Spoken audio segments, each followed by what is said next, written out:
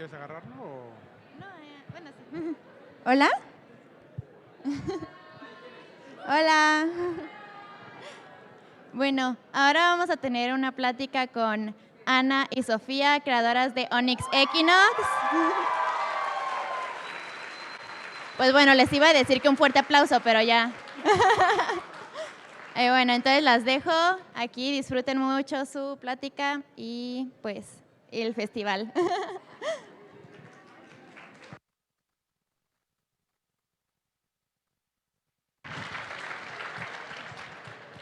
Hola. Bueno, puedo entender español más o menos, pero not when I'm this nervous. So, lo siento.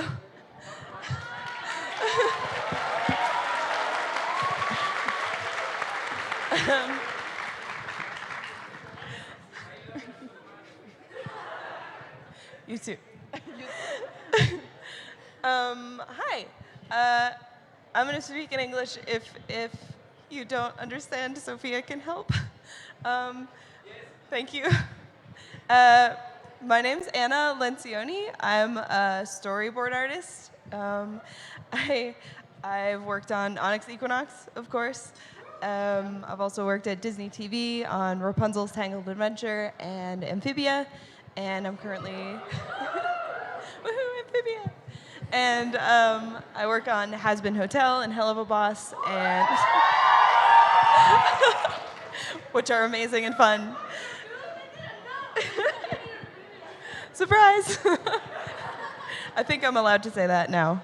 And I currently work at Skydance Animation in development and storyboarding and all that stuff. So yeah.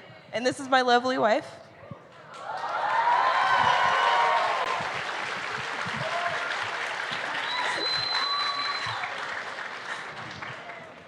¿Qué hubo? ¿Qué pedo? Ay, bueno, esta vez el micrófono no me está haciendo... Entonces ya voy a poder hablar bien hoy, espero. En fin, hola, buenas tardes ya. Buenas tardes. Mi nombre es Sofía Alexander, para los que no me conocen. Soy la creadora y productora ejecutiva de Onyx Equinox.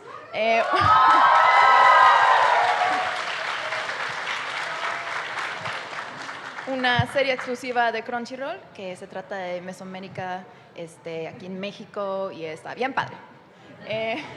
Véanla. Y ahorita estoy trabajando para Marvel y he estado en producciones como Infinity Train.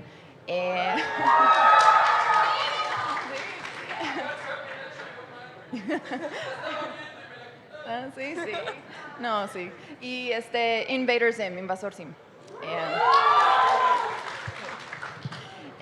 Bueno, pues muchas gracias por venir. Voy a hablar en inglés para que mi esposa sepa de lo que estoy hablando y no repetir nada y luego me diga, ¿qué dijiste?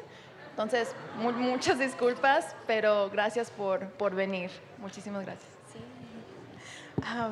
So I thought about showing some pitch decks that we had, but we're not really allowed to show anything right now.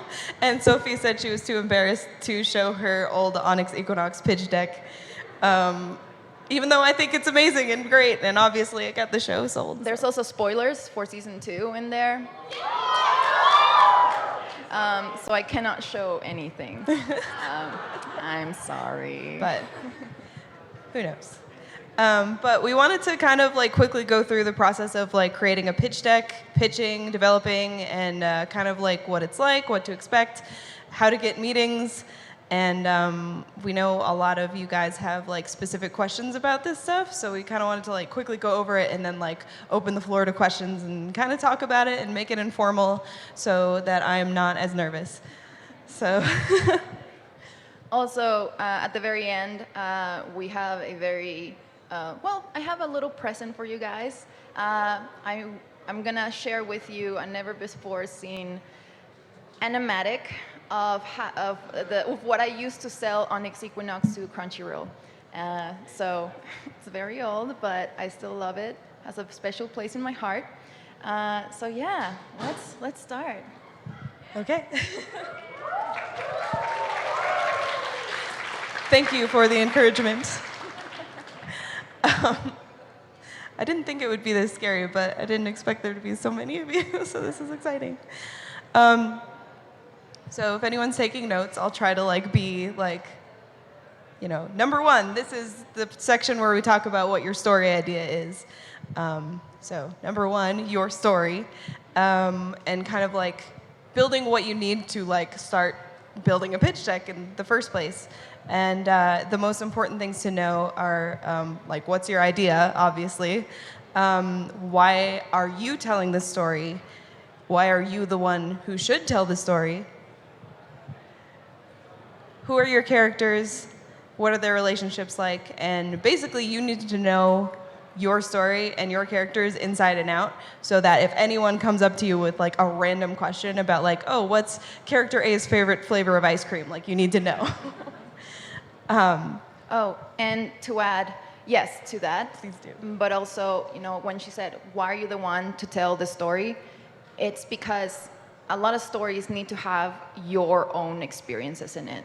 So, yeah, sure, I'm not a young boy living in Mesoamerica and fighting monsters, even though I obviously do. It has a lot of really personal experiences in it. And maybe they're not as obvious to a lot of people, but it's what gives it heart. So, yeah.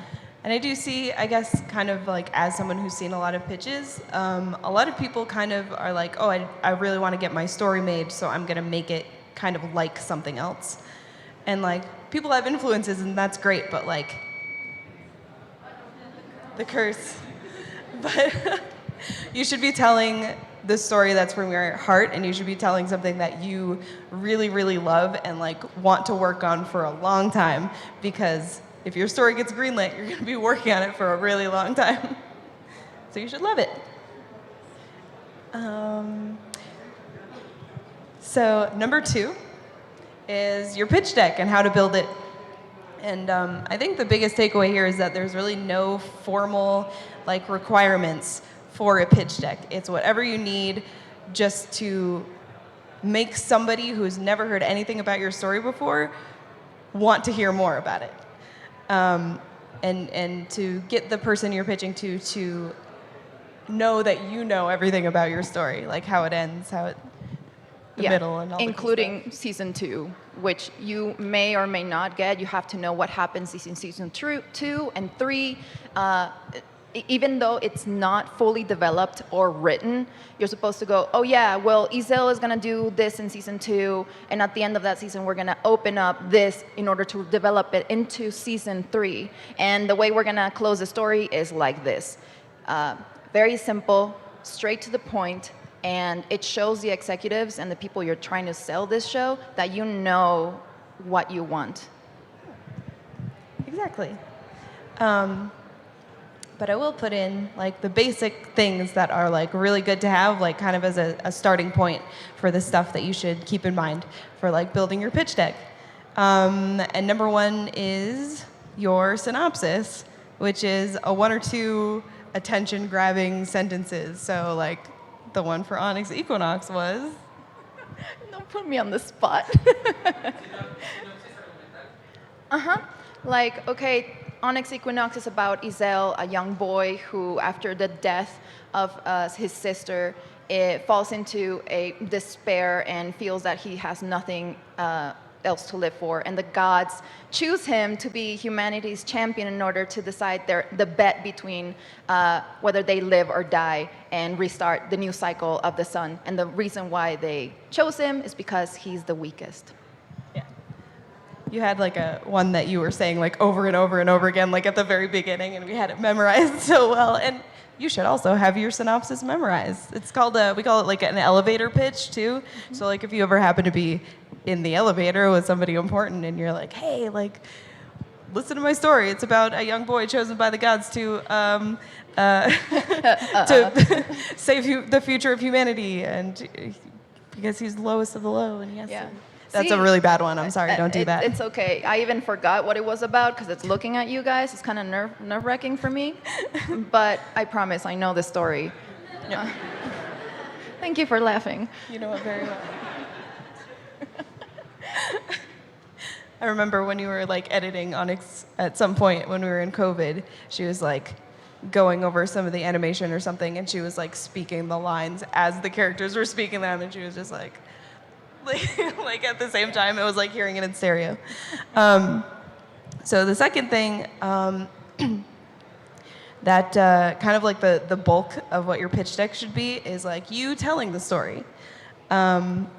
Of course, if you have a TV series, you can't tell all 12 episodes in great detail.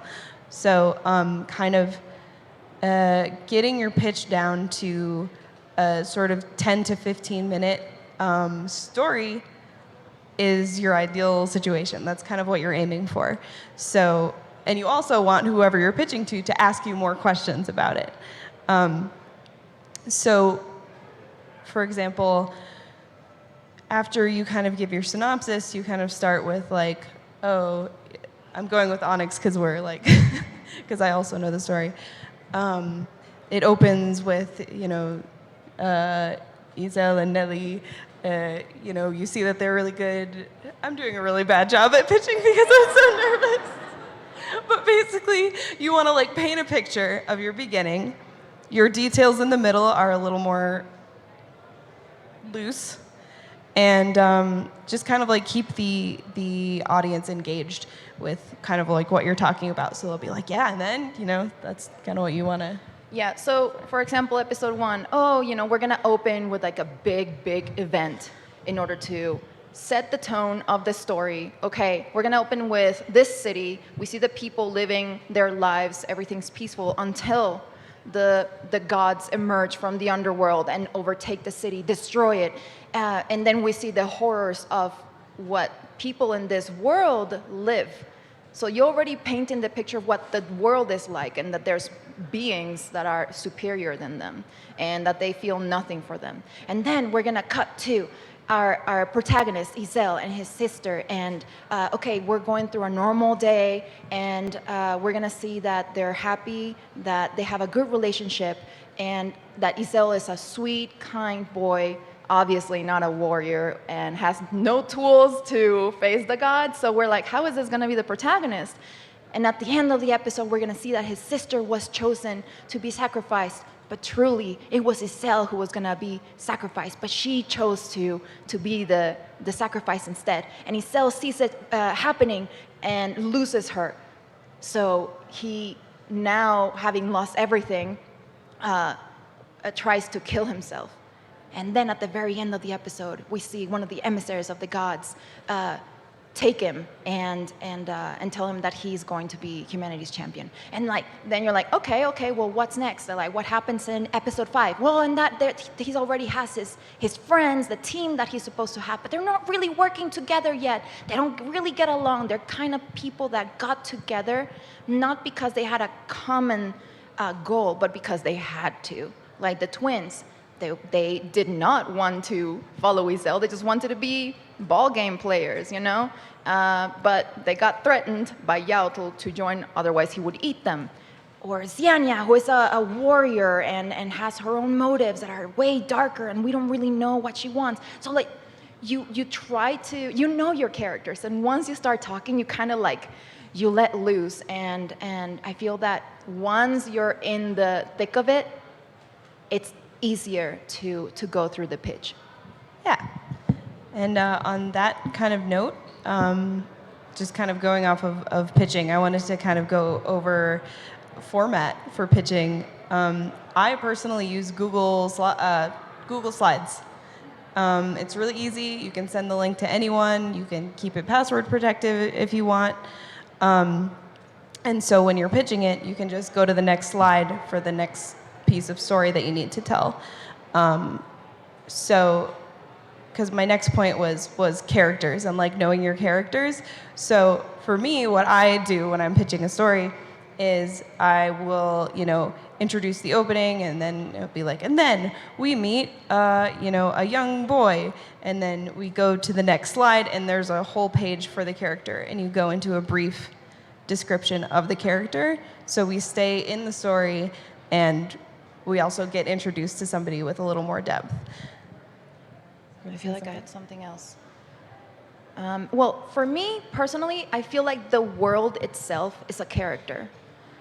If you know the world, well, first off, if you know your characters, the world itself kind of builds itself. It's easy to kind of build it. So for me, I try to treat the world as a character. Like what happens in it? Who is who is the one in charge? Who is the one at the mercy of this law of the land, sort of? What is a daily life like? For me, like I like building a character is as important as building the world. But for me, if you have a strong character, the world kind of just falls in place. Personally. Yeah. Yes. I agree.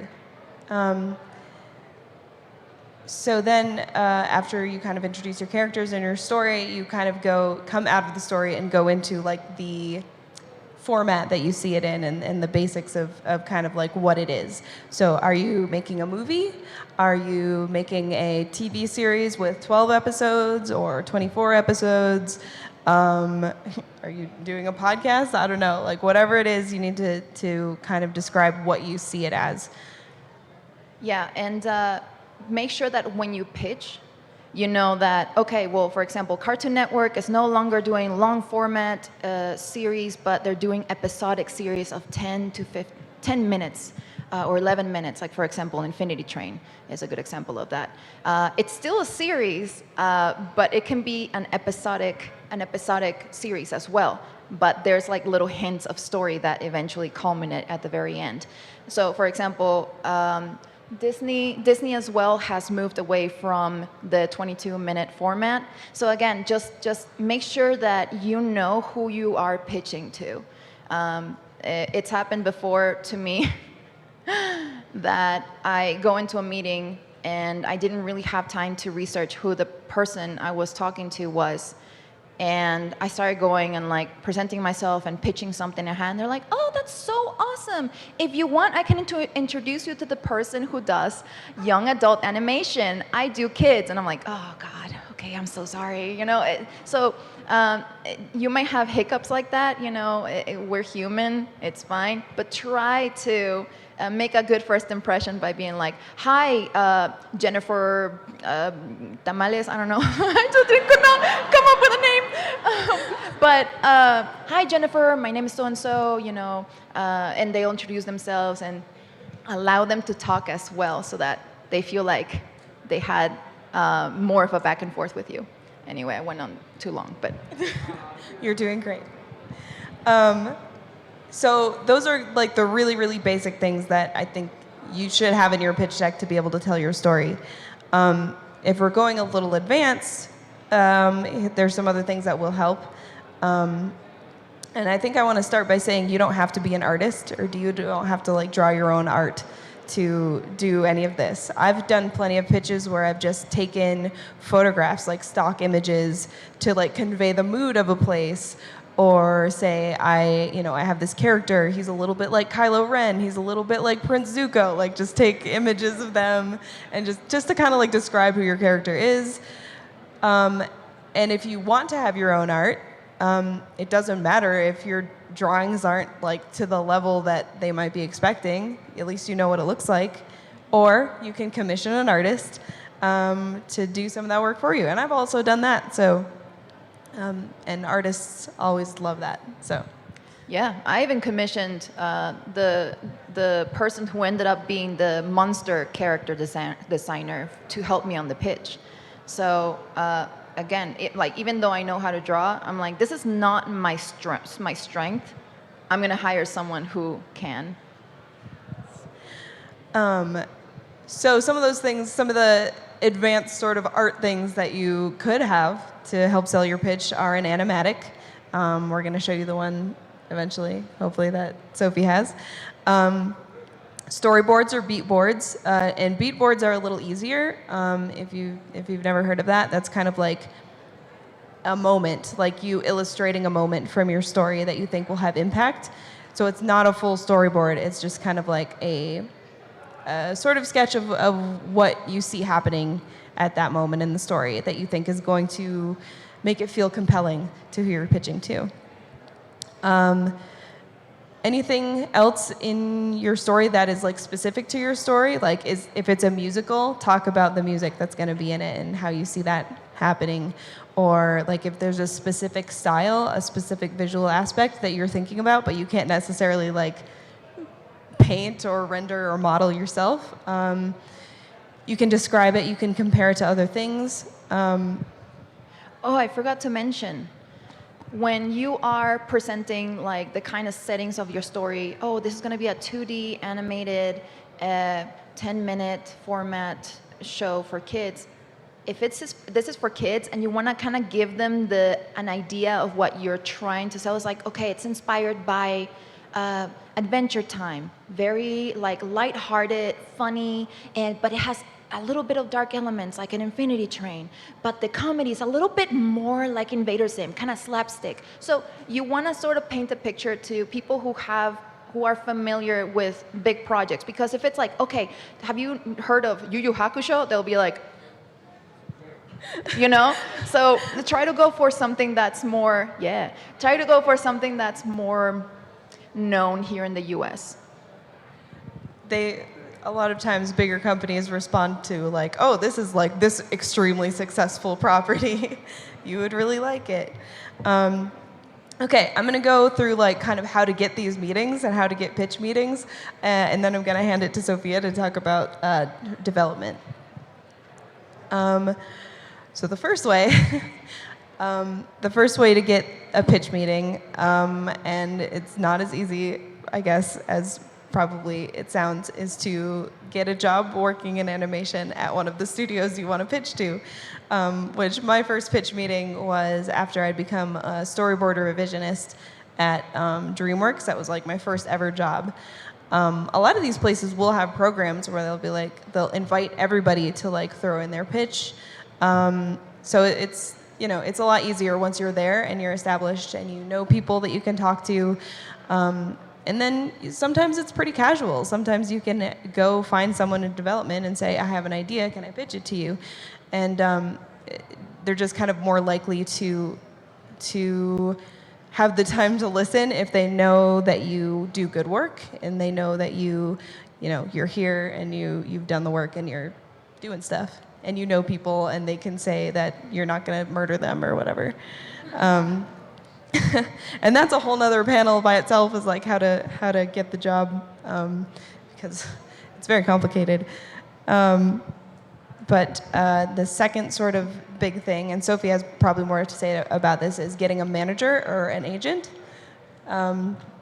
whether it's like an actual artist animation or agent or like a literary agent. Yeah, and a lot of times you need someone to reference you or recommend you to a management group. For example, my first manager, Tony Hill, I don't know if he's here yet, but Tony, Tony helped me sell Onyx. Yeah, he gave me all the notes. Yeah. So get you a manager that's like Tony. So I was recommended to this management group, and Tony was the person who saw me. And the way that you get a manager is kind of like you have a general meeting with them. It's like, hey, I'm Sofía Alexander. Currently, I work as a storyboard revisionist or as a storyboard artist for the Powerpuff Girls. And I would like to be a producer or a director, showrunner, because most of the time, managers are looking for higher positions, so director and above, to represent you. There are managers that will represent you as a storyboard artist. And by the way, I'm only speaking as a storyboard artist perspective because that's what I know. But the same can be said for character designer, art director, stuff like that. So yeah, I showed him my portfolio and kind of like what I do, what my style is, and we just vibed. So he was like, hey, I believe in what you have to say. Originally, I wasn't gonna pitch Onyx as an idea because I thought no one's gonna want this. no one, there's nothing like it out there for a reason, but Anna was like, please, you gotta. So after presenting Tony with all these other ideas that were sort of, they were already, oh, let's begin with, managers know what's out there in the industry. They know who you can talk to and who is looking for talent.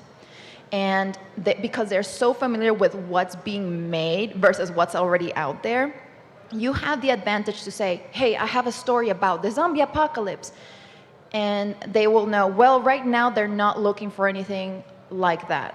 They're not looking for, they're looking for more female heroes, female protagonists. Do you have anything like that? So that's so helpful. And also, while you have a job and you're like, hey, I'm about to finish this with this production, I want to move on to the next thing, or hey, I don't know what else is coming up. They're the ones in charge of going, hey, you don't have to sweat it.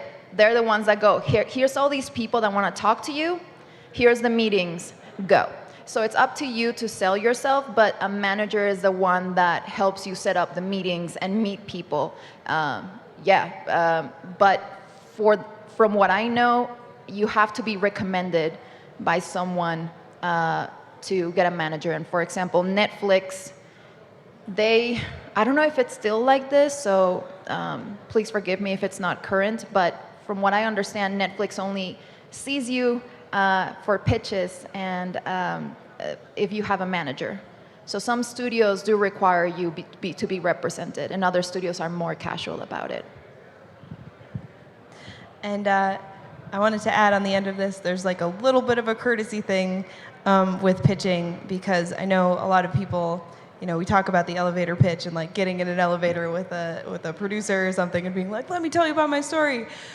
Try not to pitch to people you don't know unsolicited, only because, like me, for example, if somebody came up to me and started talking about like, oh, I have this really awesome story about werewolves, and like starts telling me details about it, and then in my head I'm thinking, oh no, at my job, we already have a story in development about werewolves, and now this person is pitching to me and I'm probably gonna get in trouble. They're gonna think I stole it. So it's like, there's a lot of like weird legal things that we're kind of into also. Yeah, for me, like it's recommended that I never listen to somebody else's pitches unless, I go and tell them, hey, just so you know, if you want my help, I can help you in the general like pitch points, kind of like how we are with you guys, but I cannot look at your story because like Anna said, if I already have a story like that, I'm already developing it, they're gonna be like, Sofía stole this from me. And I'll be like, no, that's not true.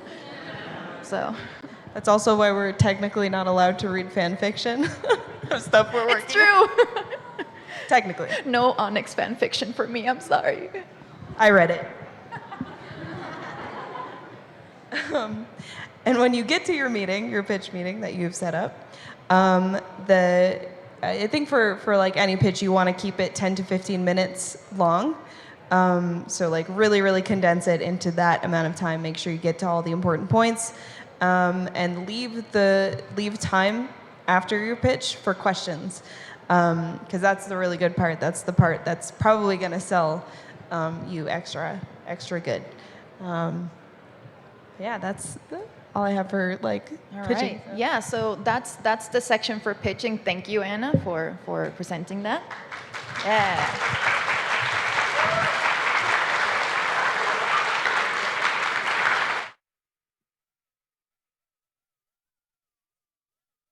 Talk about development and give you an idea of what the process is like once you are about to show something more concrete to the executives. Are like, hey, we're interested in your pitch.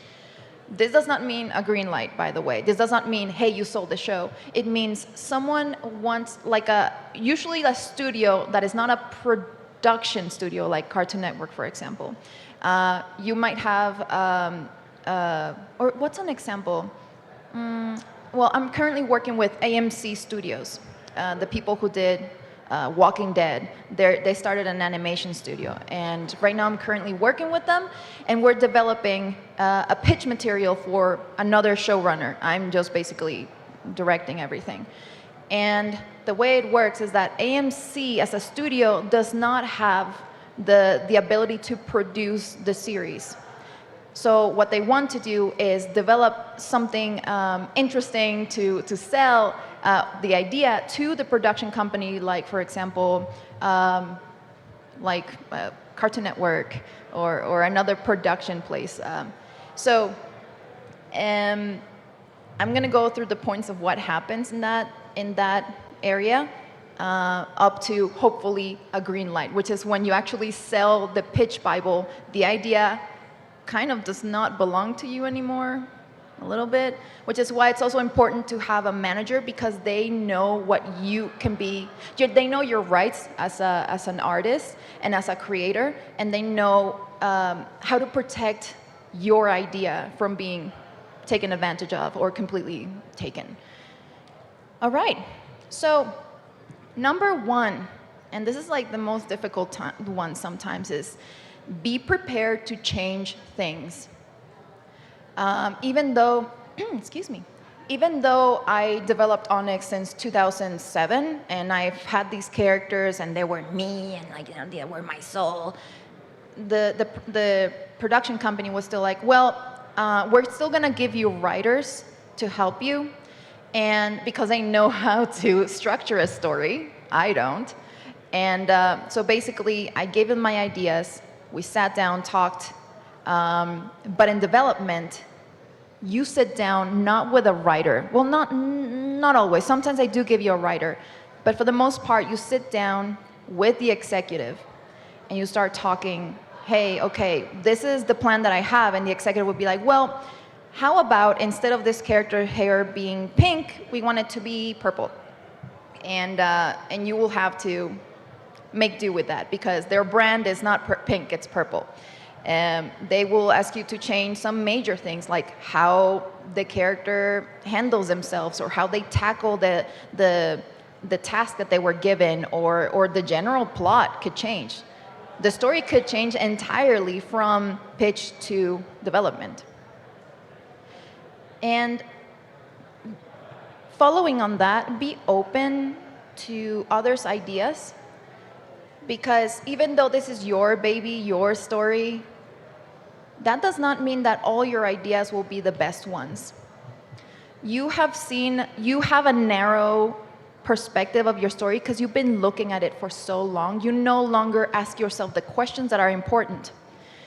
So I knew the world of Onyx, Equinox through and through, but someone would be like, so wait, what about this? And I'll be like, oh, I guess you don't know that because I do, but I never wrote it down. So, I went on a tangent. Can I say something about kind of like being open to others' ideas? I think even while you're doing your pitch Bible, that's important to think about. I think one of the coolest things about working in animation is collaborating with so many other people who have so many cool ideas. Mm-hmm. Like, there have been a lot of times in me working in development where I came up with the idea by myself, and I like laid it out to somebody, and they were like, oh, like, what about this? Like, what if this happened? And I'm like, oh my gosh, that's amazing. Like, why didn't I think about it? So like getting a couple people in a room to like talk through stuff and like ask questions and like figure out little links that you didn't see before is like really fun. So it's not always a bad thing. I know a lot of people get very like attached and precious,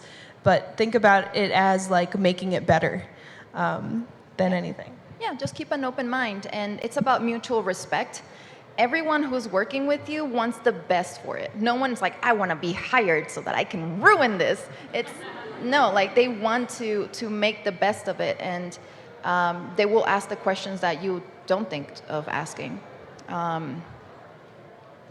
So working with a team, sometimes, I mean, there's people of all ages in the industry, and you might work with someone who is 10 years younger than you, your age, or 30 years older than you. So I found it very interesting working with people that are older than me, because most people think, well, I'm going to be the boss, and you expect everyone to be your age or younger. But I had to work with people who have been in the industry for so long, since before I was born. Like my supervising director, Kuni Tomita, she was like 16 when she started animating, and I wasn't even born. And she had a bunch of ideas. She had a bunch of different takes on direction. Sometimes we did not agree, but opening up to listen to someone else's idea, even if you don't like it initially, see if it's made, if you like it, if you change your mind, because you can still say no. Again, respect and mutual, not just one way. Okay, so this is one of the fun parts is how to choose who you hire to help you. It's basically whose work is going to vibe best with your project and who resonates with you. And yes, can they do the job is important. Can they do it on time? And are they cool to hang out with? I know it sounds very weird to say, hey, would you hang out with this person? But like Anna mentioned, you're gonna be working on this project for years sometimes. Development can go from 2 months to 5, 6 years. So you wanna make sure that you work with people that understand the project, that have the same kind of the style that you visualized, and that you can talk to and hang out with in meetings that are gonna take sometimes a couple hours.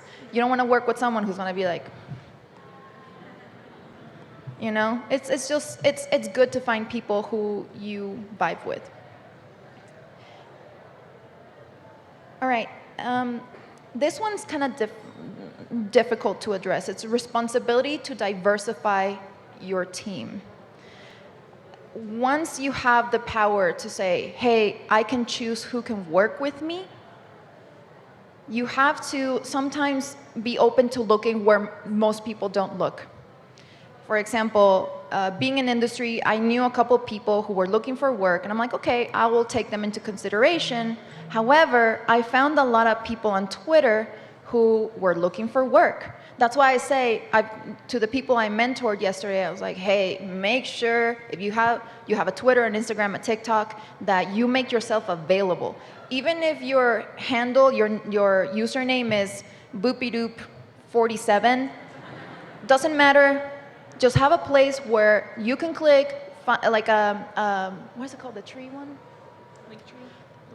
The link tree, for example. You can put your professional Twitter with your name, your real name, and your email, please. Because there were a couple people who missed out on opportunities to work, not just on my project, but like many other projects, because you had to do some detective work in order to find them. And honestly, we don't have time for that.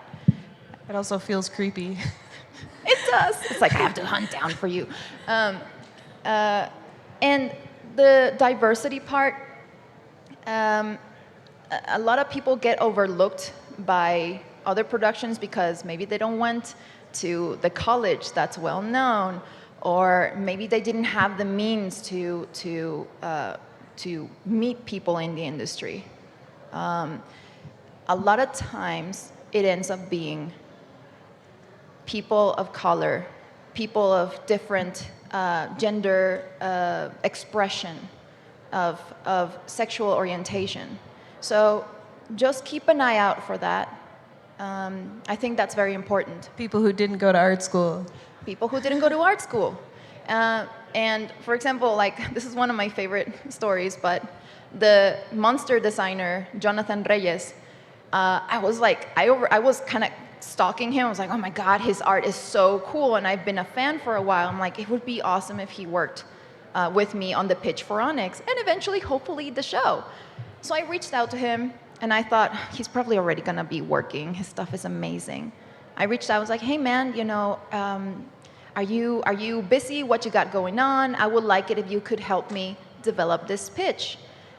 And he was like, no, I'm not working. I'm like, oh, okay. He's like, I'm a UPS driver, like a post mail driver. And I was like, you want to come work with me? And he's fantastic, you know, like somehow he got overlooked. Also, I remember I found him because he drew really cool Overwatch fan art. So, like, don't ever let anybody tell you not to draw fan art, because somebody will find you. Absolutely, absolutely. All right, I already kind of touched up on this, but development can take up from months to years. And it is not paid a lot of times. So you have to be working your full-time job while you're doing this, or a part-time job. And if you're lucky, you can put all your time into it. Development does also not mean green light. Just because AMC Studios is like, hey, we want to help develop something with you, it does not guarantee that they're going to go to Cartoon Network and they're going to be like, got it. You got the book, you got everything, you got it all sorted out. Yeah, let's buy it. It's unfortunately, you also have to knock on doors and be like, hey, I have this idea, who wants it? Let me see.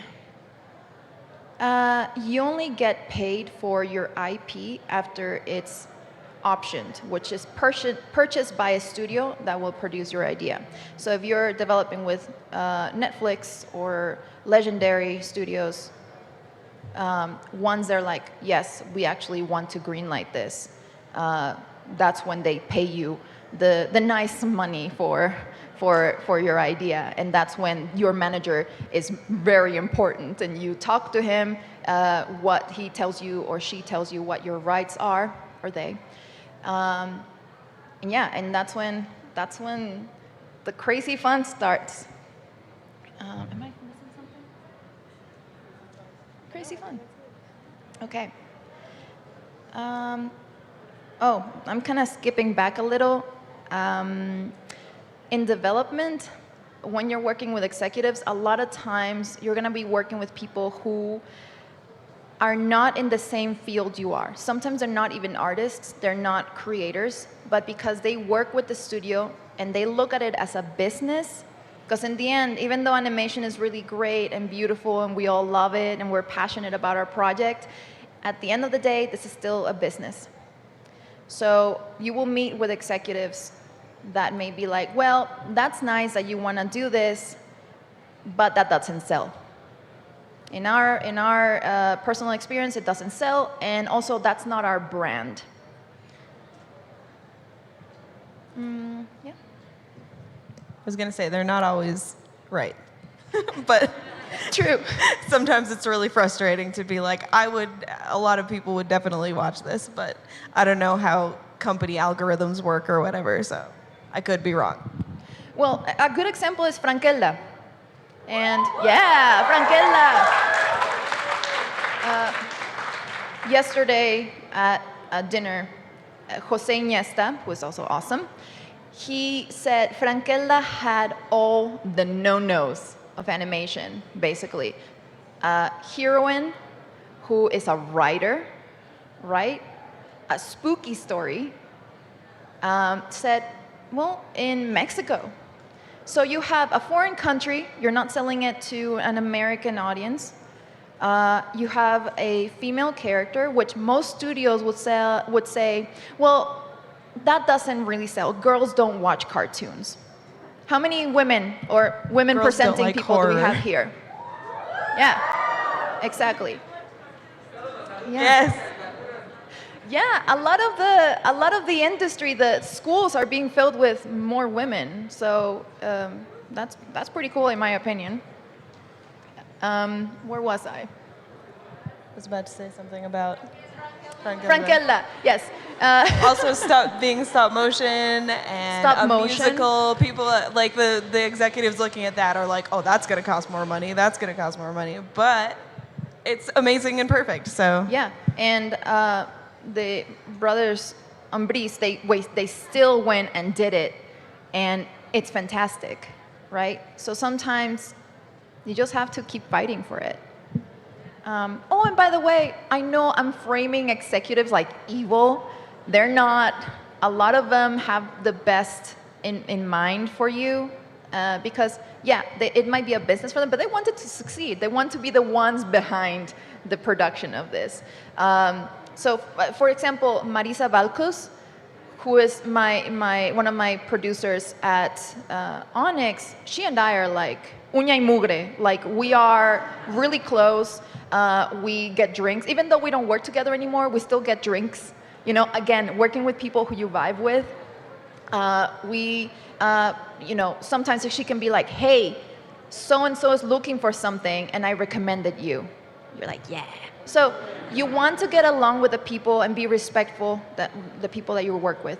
Not all executives are, money grabbing, like, yeah, I'm gonna take over your story or anything like They're that. like the middleman between you and whoever's giving you the money. So a lot of times they have to deliver bad news that they don't necessarily even want to deliver. Yeah, but also they are your best supporters when it comes to asking for the money that you need in order to, for example, Onyx was not going to have an opening sequence.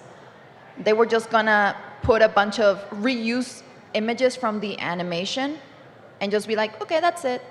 And Marissa said, no, we gotta have a very specific opening because that's what they do in anime and it's very special. And the head of studio is like, no, I don't think so. We don't really have the ability to do that. And because sometimes you do run out of money.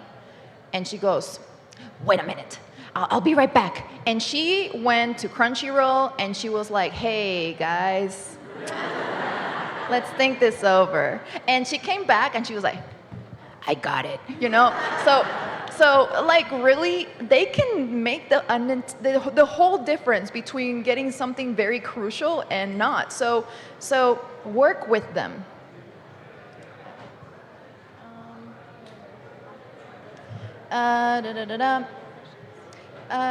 We're almost done, and we'll take we'll show the animatic, and then we'll take questions. And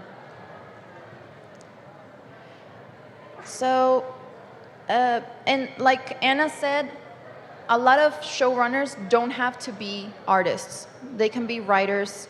They can have a completely different background. Like they could be accountants and be like, hey, I had this idea and it was really good and they wanted to do animation all their life and this is their first time. And you might work for someone, or you might be someone who is not animation. Yeah. I feel like we covered most of it. Yeah. All right. So, Anna. Want me to? For? Do we want to show the animatic first? Or? Oh, that's right. Okay. You go first. I'll introduce Sophia's animatic. I guess we wanted to show you what we used to help sell Onyx Equinox to Crunchyroll. It is a short animatic with music that you'll probably recognize from a different anime. We paid somebody else to do it because we were too busy doing other storyboards at the time. So this is kind of an example for people who don't necessarily have the time or resources to create their own stuff. Yeah. We should move out of the way, probably. Yeah. We'll be right back. Hide under the table.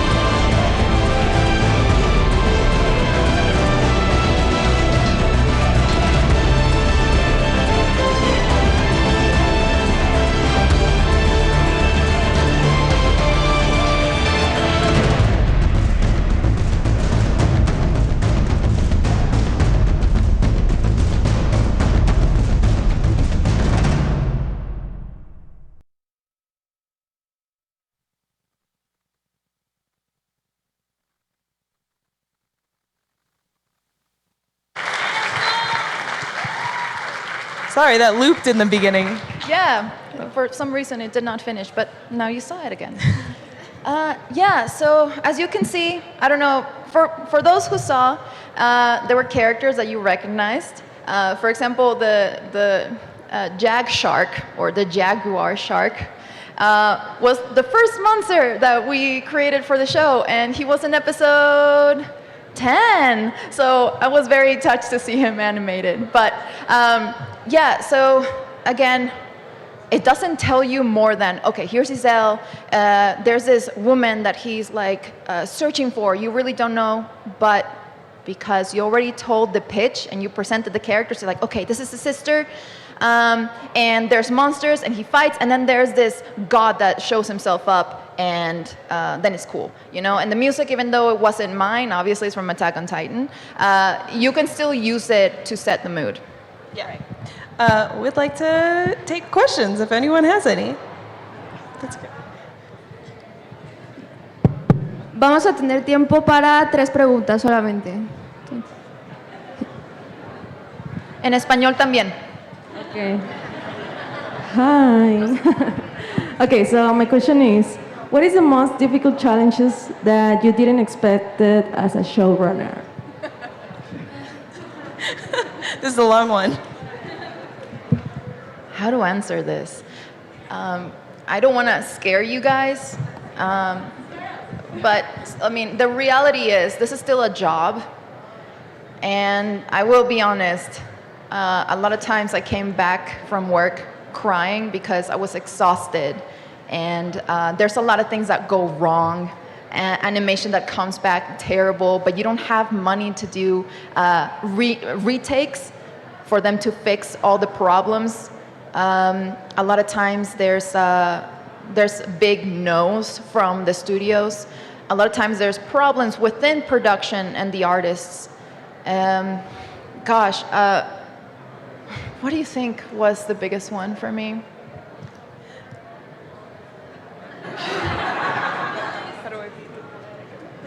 We're trying to be diplomatic about it. Possibly, I don't know. I did see you cry a lot. I think it's kind of like you have really clear visions for something, and it doesn't always come out exactly as you wanted it to. And you know, the time restrictions and the money restrictions are harder than you would think. But you know, you still love what came out of it. So yeah. In the end, even though there's a lot of things that I was like, oh, I wish I had been able to do this and that, or like, oh, that's not how I envisioned it, I'm still grateful for the things that the studio was able to give me, and the ability to tell the story that I wanted to tell. Because a lot of studios would have been like, we can't show blood, or we can't show the main character trying to kill themselves, we can't show all this. And Crunchyroll was pretty good about allowing me to tell the story as it is.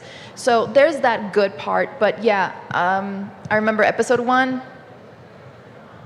99% retakes, and I still am not a fan of it. retakes are like second drafts of the animation, and they can be expensive. So you try to get the storyboards as clean as possible before you send them to animation, so you get less retakes. But you don't always have the time to do the storyboards the way you wanted them to. Absolutely no time, and I don't want to continue on and on, but like another thing is that your life, you don't have a life, truly. It's funny now, but for example, we got married in the middle of production, and thanks guys.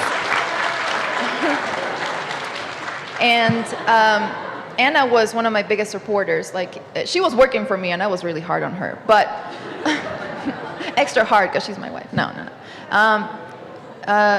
But we got married a weekend, and on Monday we were back to work, and no time for a honeymoon, right? We took time off to go to another wedding that we had already bought tickets for in England.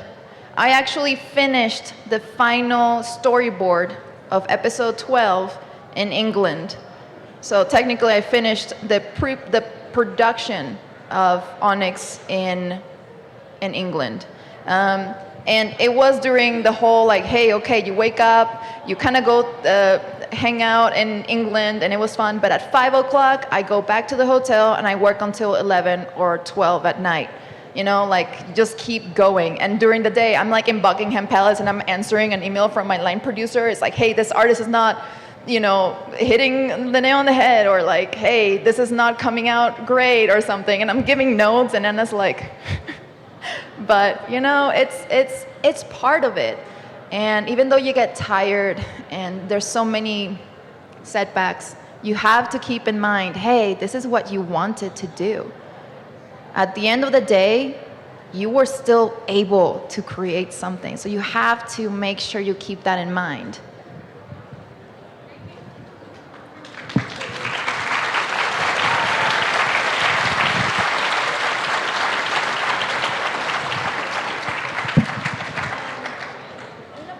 There's a question over it.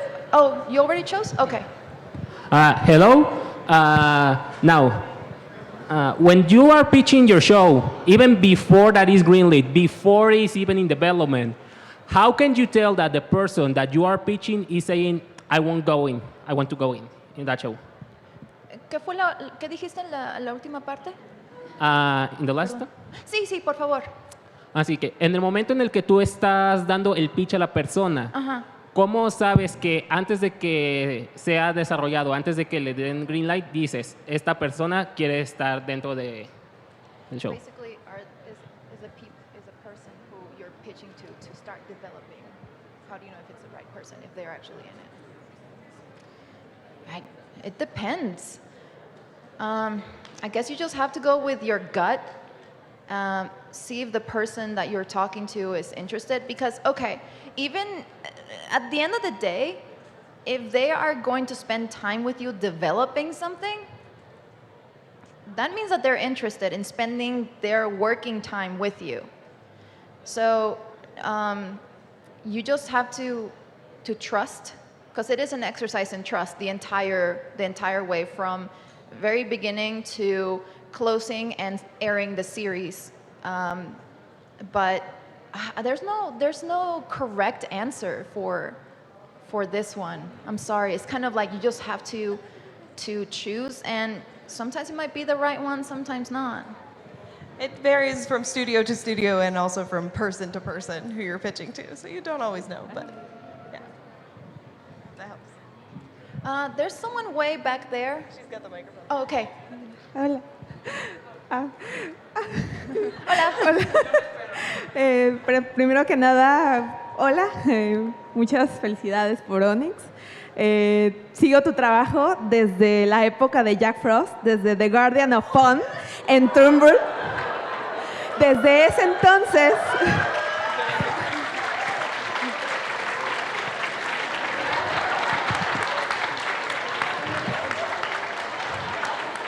Desde ese entonces soy súper fan de tu trabajo. Yo estaba igual muy metida en el fandom.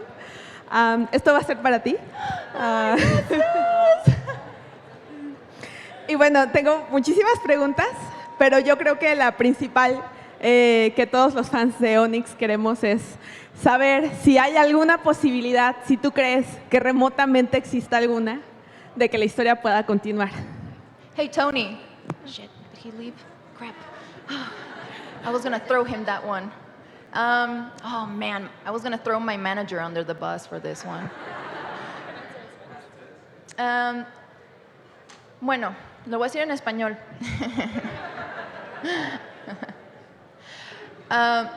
No puedo decirles que sí o si no, desgraciadamente, pero sí les puedo decir que estamos todavía haciendo una lucha para tener la segunda temporada. Y de hecho, yo estaba casi preparándome para decirles, no va a haber nada, lo siento, en Pixelatl. Pero algo pasó hace la semana pasada, de hecho, que mi manager me dice, espérate, no digas nada. Estamos hablando con alguien en Sony para que, bueno, es que lo que pasó, este es el background story. Y el por qué no pudimos producir una segunda temporada luego es que Sony compró Crunchyroll.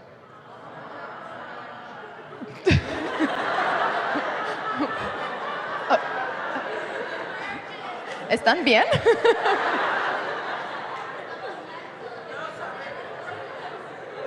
Sí.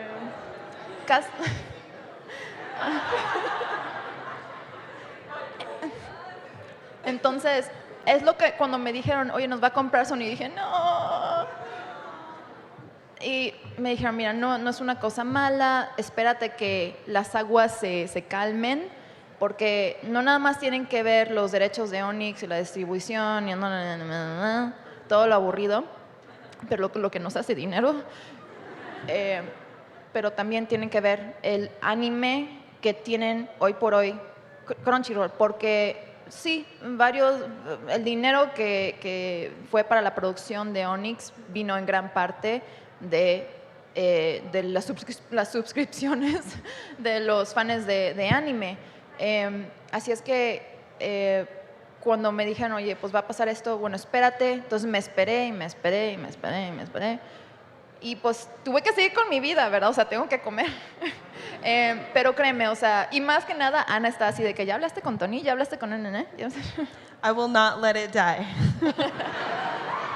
I will not let you get tired. Gracias.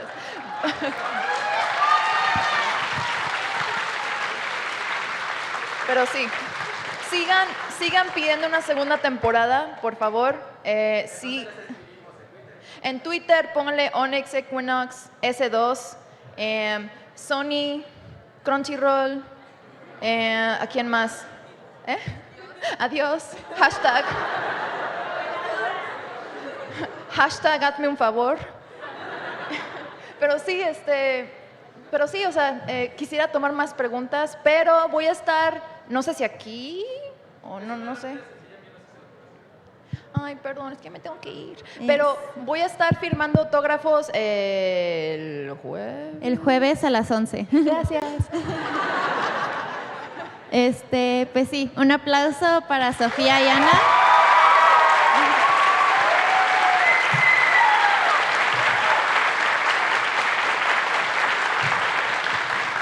Voy a llevar postales para firmar. Así que si no tienen nada, ustedes que firmen, yo les voy a dar un regalito. Ok. Gracias. Ok, entonces, muchas gracias por venir a esta conferencia. A las 4 habrá otra conferencia de Production Design con Carlos Zaragoza. Y pues, por favor, a las 11 el jueves estará dando firmas. Y por favor, salgan por la puerta de atrás.